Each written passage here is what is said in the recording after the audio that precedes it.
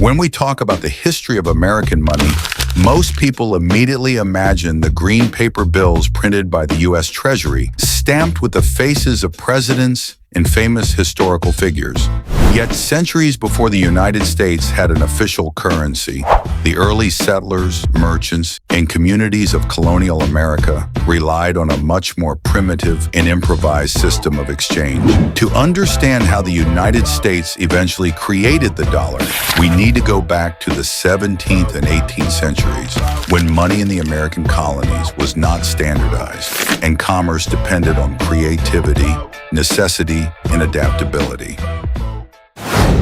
Life without currency. When the first English settlers arrived in North America in the early 1600s, they found themselves in an economic landscape that was vastly different from what they had known in Europe.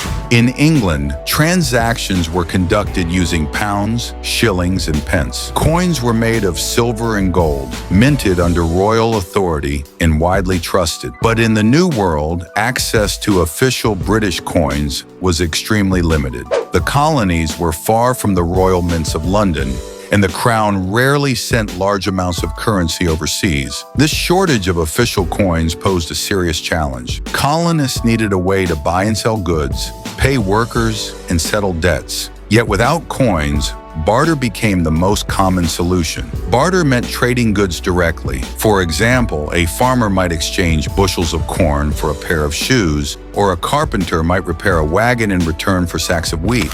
While barter worked in small communities, it was inconvenient and inefficient. Goods were not always of equal value, and people often struggled to find a fair trade. The lack of standardized money forced the colonists to get creative. Over time, they began to adopt commodity money, using items that were widely available, valued by the community, and could serve as a substitute for coins.